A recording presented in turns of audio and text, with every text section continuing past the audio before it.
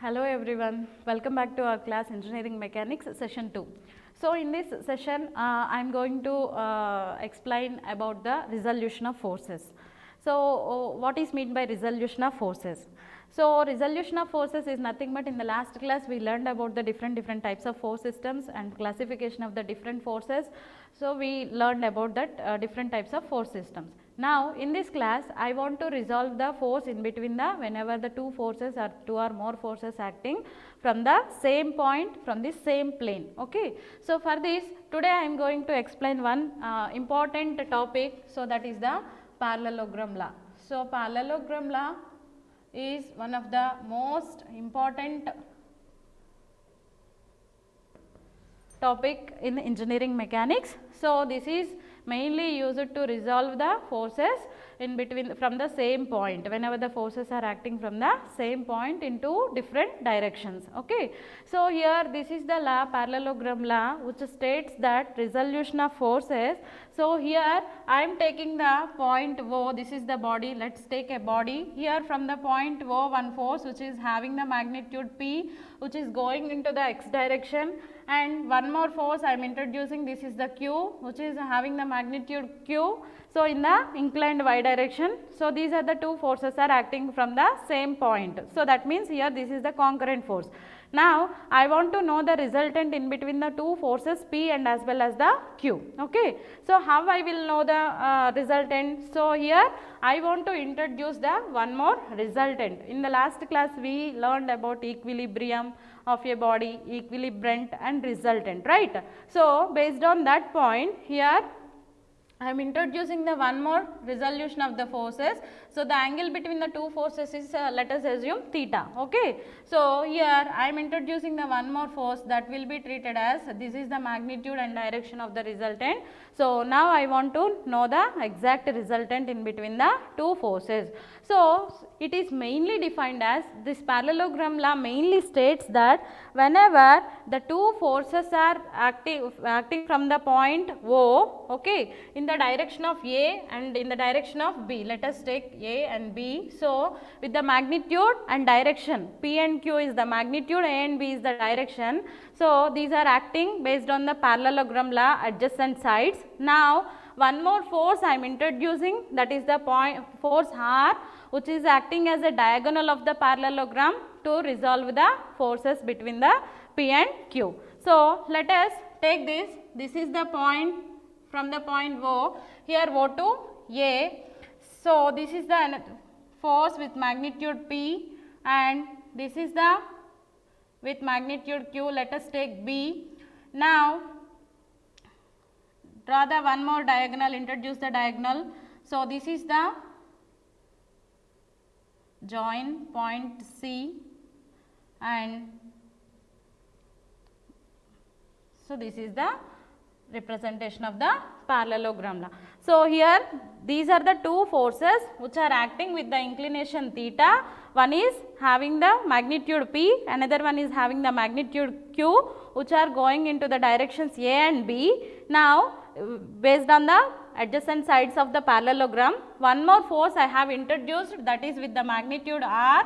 This is the resultant. Here I am going to find out the resultant in between the two forces P and Q. So let us take the diagonal line of the parallelogram law, which is having the magnitude and direction. Now join the lines BC and as well as the CA. A parallelogram law is formed, so which will gives the resultant between the two forces P and Q. Okay. Now I want to know the resultant, right? So for that I want to extend the line CA up to point D.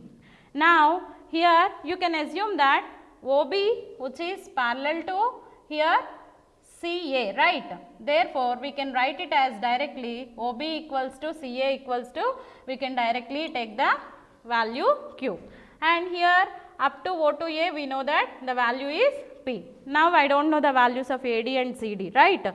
So from this law we can state that from this triangle directly OCD. So here you can see, you can identify, this is the triangle OCD, right?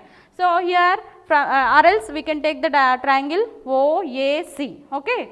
So directly I want to write from the triangle O AC, okay. So this is OAC. What we can write? So I want the resultant, right? So this is the triangle OC square.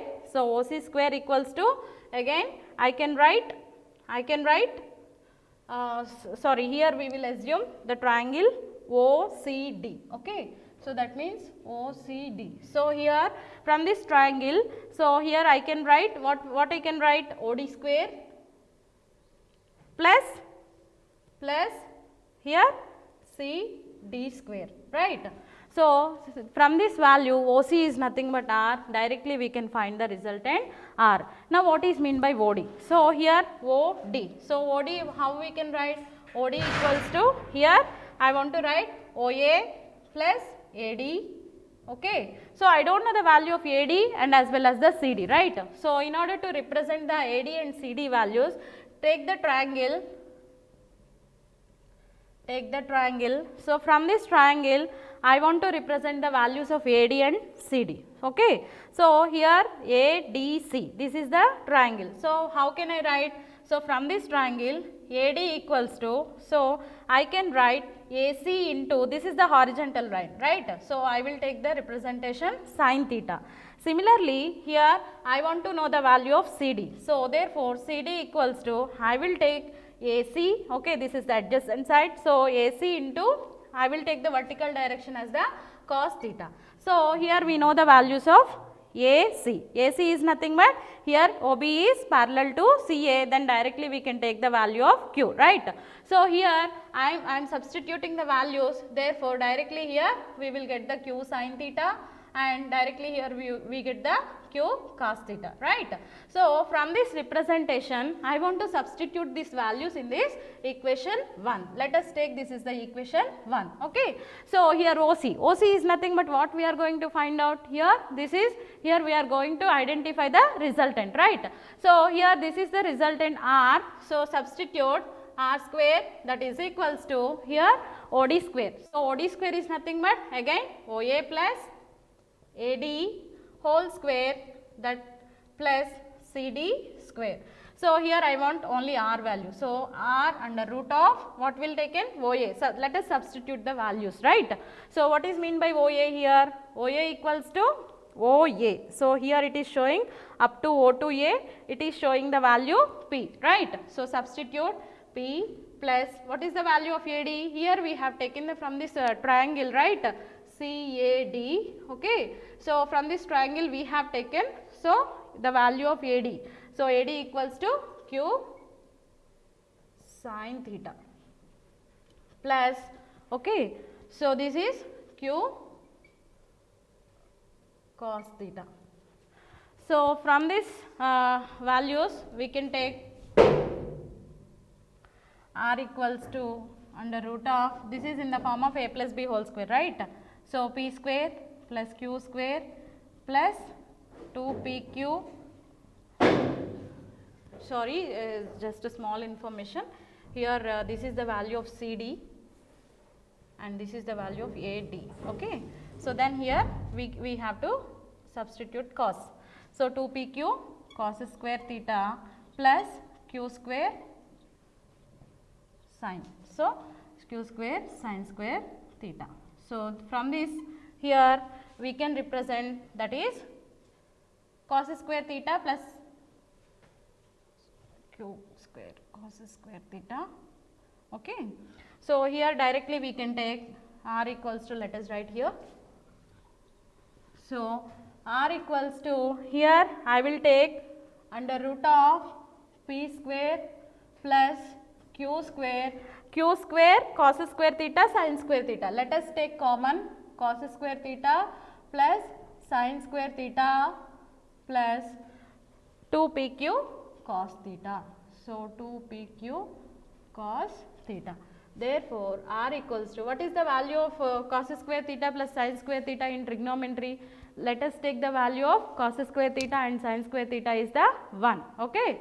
So therefore, so let's common this value. So this is the 1. So therefore P square plus Q square plus 2PQ cos theta. So this is the value of resultant R. finish with